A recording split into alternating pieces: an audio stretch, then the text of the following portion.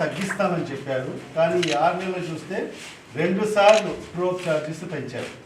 11 పెట్ట కింద 6,70,000 ఇంకా ఎస్సీ ఎస్టీ కాలనీస్ లో చాలా దారుణంగా.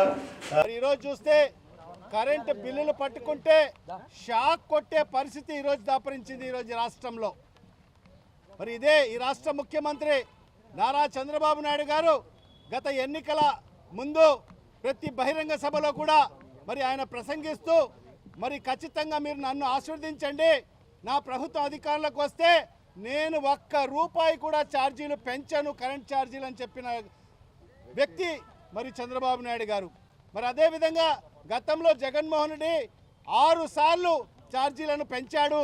మరి నేను ముఖ్యమంత్రి అయితే నేను ఖచ్చితంగా ఈరోజు మీకు మాటిస్తున్నాను, మరి 5 ఏళ్ల వరకు 1 నయా పైసా కూడా మరి విద్యుత్ ఛార్జీలు కరెంట్ ఛార్జీలు పెంచనని చెప్పి మరి ప్రజలను మభ్యపెట్టి ప్రజల చేత ఓట్లు వేయించుకొని మరి ఈరోజు అధికారంలోకి వచ్చిన తర్వాత మరి ఈరోజు కేవలం 6 నెలల్లోనే మరి దీపావళి సందర్భంగా దీపావళి కానుకగా ఈ రాష్ట్ర ప్రజలకు 6,074 కోట్ల రూపాయల అదనపు విద్యుత్ భారాన్ని మోపిన వ్యక్తి చంద్రబాబు నాయుడు. మరి అదేవిధంగా మరి ఈ నెలలో మరి ఏదైతే క్రిస్మస్ శుభాకాంక్షలుగా మరి వాళ్లకు కానుకగా ఇంకొక 9,480 కోట్ల రూపాయల విద్యుత్ ఛార్జీల ఏదైతే అదనపు భారాన్ని మరి ఈరోజు రాష్ట్ర ప్రజల మీద మోపడం జరిగింది. ఈ 2 ఛార్జీలను కలుపుకుంటే సుమారుగా 15,480 కోట్ల రూపాయల అదనపు భారాన్ని ఈ రాష్ట్ర ప్రజల మీద మోసిన వ్యక్తి ఏదైతే చంద్రబాబు నాయుడు అని చెప్పి కూడా ఈ సందర్భంగా తెలియజేసుకుంటున్నాను. మేము ఖచ్చితంగా వైఎస్ఆర్ కాంగ్రెస్ పార్టీ ఈ ప్రభుత్వానికి చంద్రబాబు నాయుడు గారికి కూడా డిమాండ్ చేస్తున్నాము.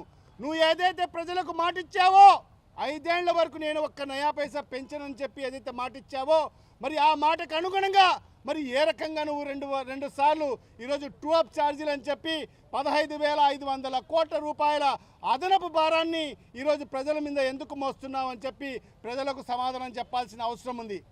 ఖచ్చితంగా ఇవాళ వైఎస్ఆర్ కాంగ్రెస్ పార్టీ ప్రజల పక్షాన నుండి పోరాడుతుంది. ఎందుకంటే గతంలో జగన్మోహన్ రెడ్డి గారు అన్ని వర్గాల ప్రజల్ని సమానంగా చూసిన వ్యక్తి జగన్మోహన్ రెడ్డి గారు. మరి అదేవిధంగా ఎంత అన్యాయం అంటే మరి ఈరోజు ఎస్సీ ఎస్టీ కాలనీల పరిస్థితి ఎంత దారుణంగా ఉందంటే 200 యూనిట్ల 1 యూనిట్ ఎక్కువ కాల్చినా కూడా మరి వాళ్ళ ఏదైతే ఇండ్లకు కరెంటు కట్ చేసే పరిస్థితి ఉంది. మరి ఎంత దారుణం అంటే అనేక ఎస్సీ ఎస్టీ కాలనీలకు ఈరోజు విద్యుత్ కట్ చేసిన పరిస్థితి ఈరోజు మన రాష్ట్రంలో అనేక కాలనీలలో ఈరోజు కట్ చేసిన పరిస్థితి ఈరోజు మనం స్పష్టంగా కనిపిస్తుంది. మరి ఈ రకంగా మేము ఖచ్చితంగా ఈ ప్రభుత్వానికి డిమాండ్ చేస్తున్నాం.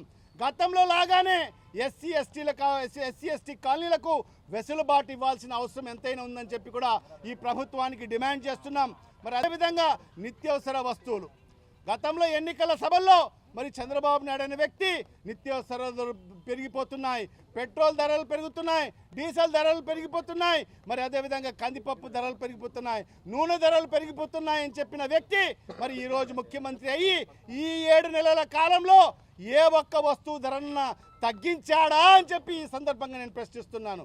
ఈరోజు కేవలం ఒక్క నూనె పైననే ఈరోజు 40 రూపాయలు లీటర్ పైన పెరిగిన పరిస్థితి ఈరోజు మనం చూస్తున్నాం. మరి ఇంత దారుణంగా ఈరోజు ప్రజల్ని మభ్యపెట్టి అధికారంలోకి వచ్చిన తర్వాత మరి ఈరోజు ప్రజల్ని మోసం చేస్తున్న ప్రభుత్వం ఈరోజు కూటమి ప్రభుత్వం అని చెప్పి కూడా ఈ సందర్భంగా చెప్తున్నాను. మరి ఈరోజు ఉప ముఖ్యమంత్రిగా ఉన్న పవన్ కళ్యాణ్ను వైఎస్ఆర్ కాంగ్రెస్ పార్టీ తరఫు నుంచి మేము ప్రశ్నిస్తున్నాం. ఎందుకంటే పవన్ కళ్యాణ్ కూడా ఎన్నికల ముందు ప్రతి సందర్భంలో చెప్పాడు, ఖచ్చితంగా ఈ కూటమి ప్రభుత్వానికి నేను పూర్తిగా మద్దతు ఇస్తాను, మరి మీ తరఫు నుంచి ఈ ప్రభుత్వానికి ప్రశ్నిస్తానని చెప్పి కూడా చెప్పడం జరిగింది. మరి ఎక్కడున్నాడు ఈ ఉప ముఖ్యమంత్రి పవన్ కళ్యాణ్? ఇంత భారాన్ని మోపుతున్నా కూడా ఎక్కడ కూడా నోరుప్పి మాట్లాడని పరిస్థితి ఉంది.